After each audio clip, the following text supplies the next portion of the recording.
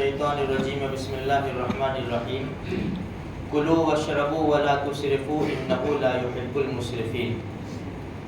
قرآن کریم نے خالی عبادت کا نہیں کہا کہ بس روزے رکھو نے نماز پڑھو نے حج کرو نے، کھانے کا بھی کہا ہے قرآن نے، پینے کا بھی کہا ہے، لیکن انداز نرالا ہے قرآن کا۔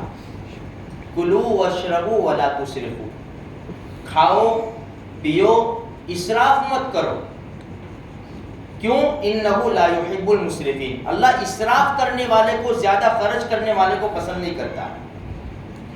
15ویں پارے میں وَآتِ ذَا الْقُرْبَى حَقَّهُ وَالْمِسْكِينَ وَابْنَ السَّبِيلِ وَلَا تُبَذِّرْ تَبْذِيرًا، رشتہ داروں کو ان کا حق دے دو، غریبوں کو، مسافروں کو، اور فضول خرچی مت کرو، کیوں؟ ان المبذرین کانوا اخوان الشیاطین، فضول خرچی کرنے والے شیطان کے بھائی ہیں۔ وَكَانَ الشَّيْطَانُ لِلْإِنسَانِ كَفُورًا، اور شیطان ناشکرا ہے۔ وَكَانَ الشَّيْطَانُ لِرَبِّهِ كَفُورًا، اپنے رب کا ناشکرا ہے شیطان۔ دیکھو اسراف اور تبذیر، اسراف یعنی اپنی ضرورت جو ہے اس میں زیادہ خرچ کرنا، جیسے شادیوں وغیرہ میں ہم دیکھتے ہیں بھائی اتنی ضرورت ہے لیکن اس سے زیادہ ہم خرچ کرتے ہیں، ضرورت کے اندر زیادہ خرچ کرنا اس کو اسراف کہتے ہیں۔ تبذیر فضول خرچی کسے کہتے ہیں؟ جس کی ضرورت ہی نہیں ہے، بینڈ کی ضرورت نہیں ہے، گھوڑے کی ضرورت نہیں ہے شادی میں،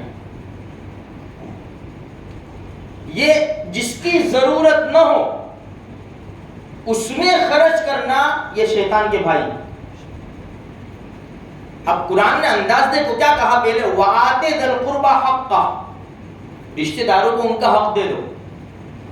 اب رشتہ داروں کو حق تو دینا نہیں ہے اور لمبی لمبی شادیاں کرنی ہیں، بڑی بڑی شادیاں کرنی ہیں، بہترین قسم کی گاڑیوں میں پھرنا ہے، اور بہنوں کو بھائیوں کو حق نہیں دیا۔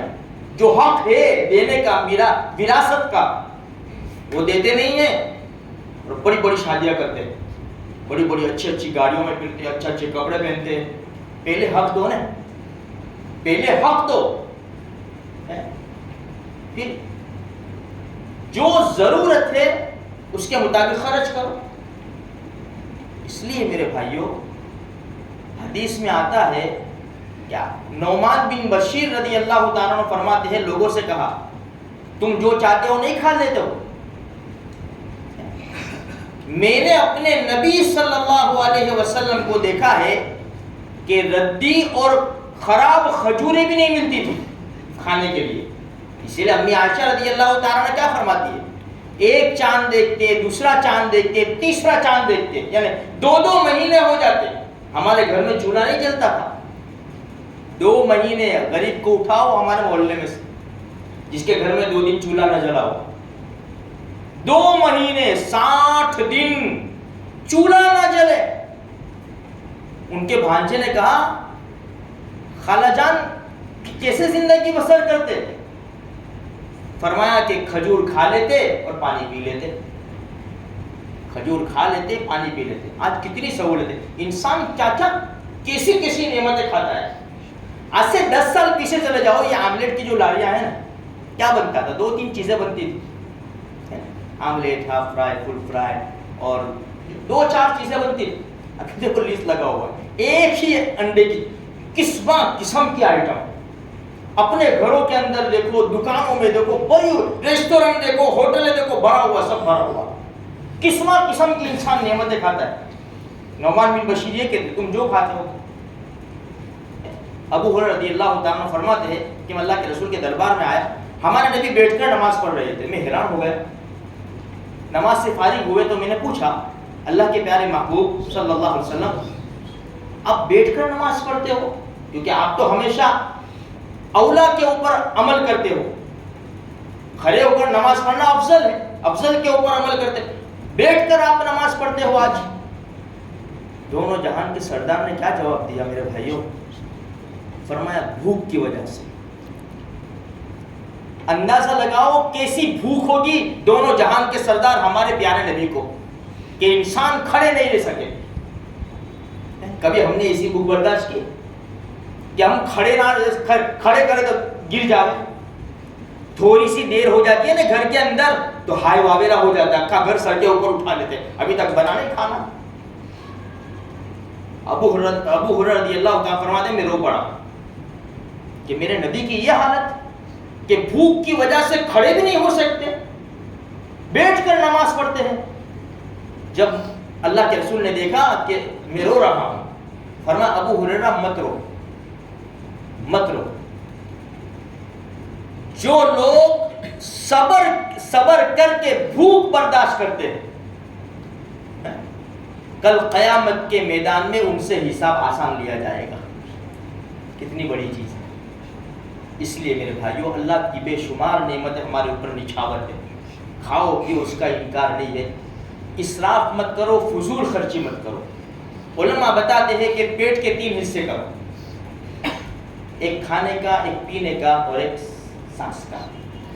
ہم یہاں تک کھا لیتے ہیں اور کیا کہتے ہیں خبر, ایسا نہیں کہتے کہ بوٹ کھا لیا, بوٹ کھوا گیا. یہاں تک کھا لیتے ہیں ہم لوگ, بوٹ کھوا گیا. اب اندازہ لگو یہ رمضان کا مبارک مہینہ گیا, اب انسان مغرب کی نماز اذان ہوتی ہے نا جب کھانا شروع کرتا ہے 7-8 منٹ یا 10 منٹ اس کو گھر سے پھر مسجد میں آنا ہے. اندازہ لگاؤ یہ تھوڑے سے وقت میں اتنا کھا لیتا ہے نا,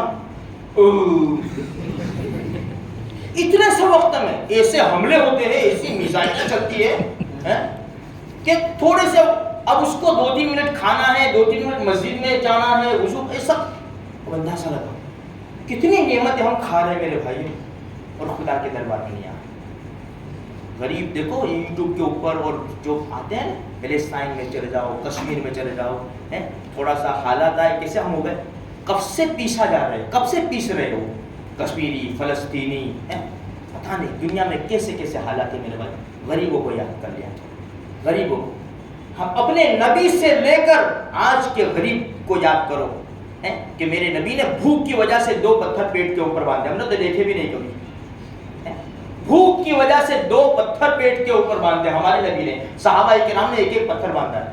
آج کیا ہم کو نعمتیں نہیں ملی ہیں, نعمتیں کھا کر بھی ہم اللہ کی ناشکری کریں, ہم خدا کو کیا جواب دیں گے میرے بھائی.